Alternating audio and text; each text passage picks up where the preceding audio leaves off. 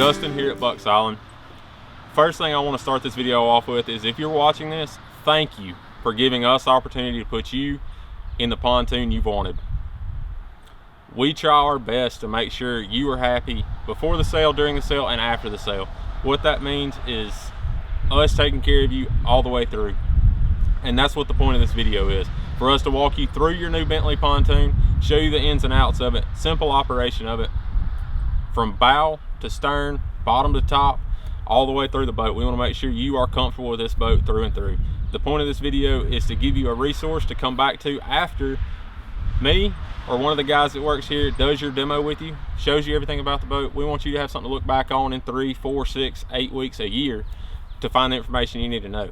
Could be something simple, who knows, it could be something complicated, but we're going to be here for you anytime. So please feel free to call us if this video doesn't answer your questions, or if something else arises and you have a question after this. So most likely, if you've just purchased a recreational boat from us, a runabout, a deck boat, a pontoon, you received this safety gear bag with your purchase. What we include in this pack for every pontoon or recreational boat is everything you need for you and 3 people to get on the water and be legal. So every boat comes with a fire extinguisher, and inside this bag what we include is your throw cushion, required by the state of Alabama, 4 AK-1, also known as the horseshoe life jackets. There's a whistle in here that is your signaling device in case your horn on your boat was to go out.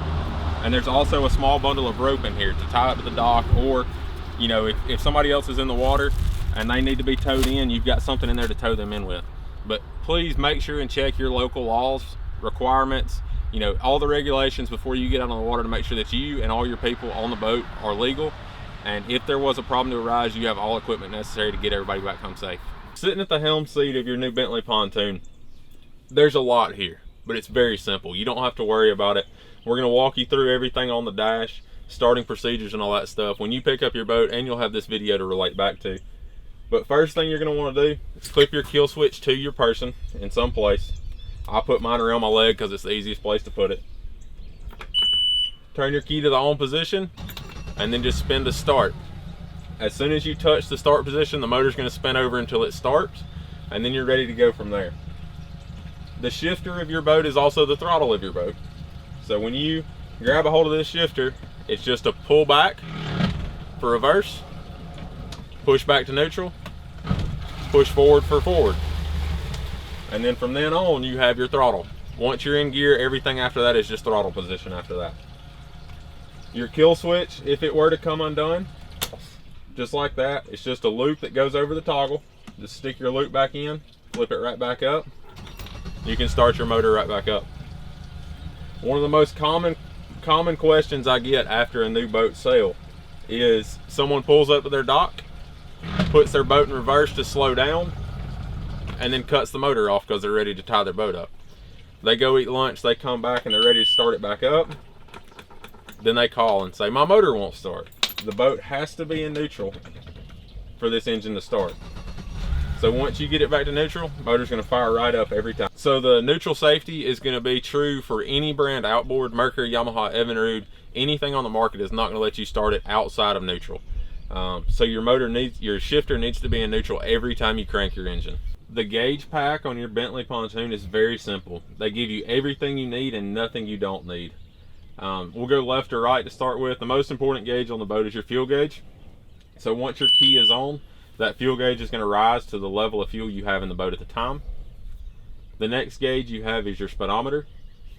Then your tack. The tack is very important for a lot of things. The most important time you're going to be using this tack is for the break-in procedure, because you have to follow the RPM ranges in the owner's manual. And then you have your voltmeter. The voltmeter is very important. It shows you that your motor's charging while it's running. It also shows you if you were to have a charging issue. So if you look down and that charge level is not where it needs to be, you can know that something's going on and, hey, I might need to get back to the dock. So every Bentley pontoon is going to have either one or both of these options on the dash.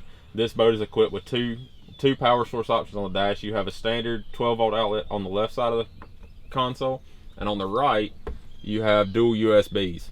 So you can charge your cell phone, you know, 12-volt accessories you can buy. A blender, if you want a 12-volt blender, you can run it off of this. The options are limitless, and it's very nice they give you more than one power source at the console. because this day and age, everybody on your boat's gonna have a cell phone that's half dead by the end of the day, and somebody's wanting to charge it. So since you have 3 options on the dash, everybody can have a power source. So your Bentley pontoon comes equipped with a Jensen stereo system, Bluetooth, AM, FM radio, very nice little unit. To start off with, you flip your stereo switch on, and again, you don't have to flip this on 20 times during the day. You can flip it on in the morning and leave it on all day. So once you turn your power switch on, your radio is going to come on. You have all your input sources across the top, your power switch on the left, a light here to dim or brighten your panel, volume up, volume down, play, pause, forward and backwards, skip songs if you have it hooked up to your auxiliary source. Most boats to this level don't come with a radio as nice as this. It has very nice marine speakers. It's a good sounding radio for what you're getting. So this Bentley pontoon comes equipped with a tilt wheel. Not all pontoons come with a tilt wheel, but if you have tilt wheel, what you're going to do is push this lever in towards the console on the bottom, and then your wheel will move to wherever you want it. Lock it into a position and enjoy your day on the water. So your switch panel on your Bentley pontoon is labeled very well. There are some switches on this panel that do not do anything, but the boat is not equipped with that option. But we have the option to include that at a later date if you were to want it. So starting left or right, you've got your horn switch, just a momentary switch, flip up, the horn goes off. Your navigation anchor, this is a 3-way switch where the center is off. To the front, to the top is your red and green on the front and your anchor light on the rear. To the rear switch is just your rear light if you're anchored at night. You have your docking light switch next, just a simple on-off. Your courtesy light switch, which does all of your interior lights so that you can see at night. The next switch on this boat is your live well. This boat does not come equipped with a live well. Then your stereo. You flip that switch on to put power to your stereo. And then you have 2 open accessory switches. On this particular boat, we have the first accessory switch powering our Humminbird depth finder, and our second switch is left open for if we wanted to add under deck lights in the future or any other options you may want to add to the boat. Underneath every switch is the coinciding breaker. So if you ever had a problem with a circuit on your boat, you always check that breaker first. These are resettable breakers. So you would just push in, make sure it's not tripped, and then if that's not the problem, you go from there. So your Bimini top on your new Bentley pontoon has 3 positions. It has the radar position, which we are in now.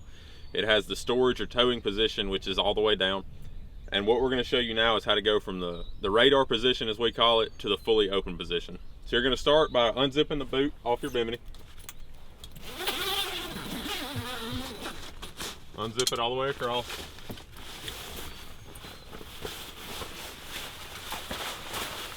Fold that up nice and neat. Store it underneath your seat. Grab your Bimini on one side. Pull forward and let it fall out. The legs on your Bimini are adjustable. Now, because this boat is new, your top is going to be very tight to start with. So it's going to take a little bit of doing to get it engaged the first couple times, but you just pull down on the top. So the foot of your Bimini has just a quick release catch, so it just slides straight down in the hole. And you hear the click, and that means your top's locked in.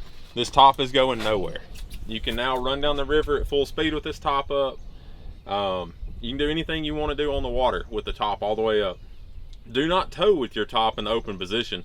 You're going to ruin your frame and your canvas that way, and they're very expensive. We don't want you to hurt your new boat. So your stern light needs to be adjusted when you put your top up, because in the storage position you don't want this thing sticking straight up in the air, but when you have the top up you do need it straight up, because it is not legal unless it is standing straight up off the top of the Bimini. So you have a quick release here, you just open it, stand your light up, and then flip your clip straight back up, and that light is locked into position. It's not going to go anywhere. So when you get ready to stow your Bimini, again, you're going to pull down on the top just like we did when we put it on. Pull back the release tab on the clip on the bottom. Fold up the leg. Go to the other side, do the exact same procedure.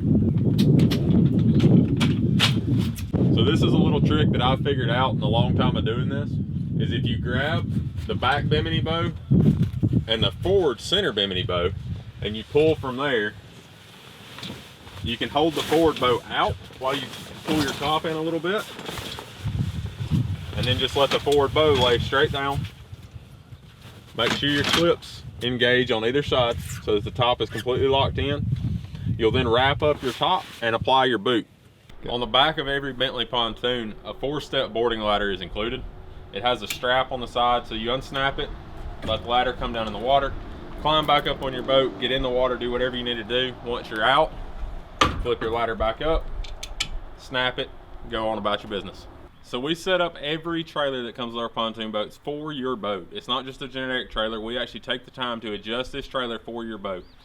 We set this trailer up to be a drive-on trailer, not a float-on trailer. The difference is when you put this trailer in the water, as you saw in the clip of us loading the boat, almost half the bunk is out of the water. So what that does for us is when the pontoon comes up on the bunk, the center of the pontoon sits in the V, the boat self-centers, and you don't ever worry about the boat floating off either side. The boat's always going to center, because when you put a third of the pontoon log in the center of that bunk, it's going to self-center the boat.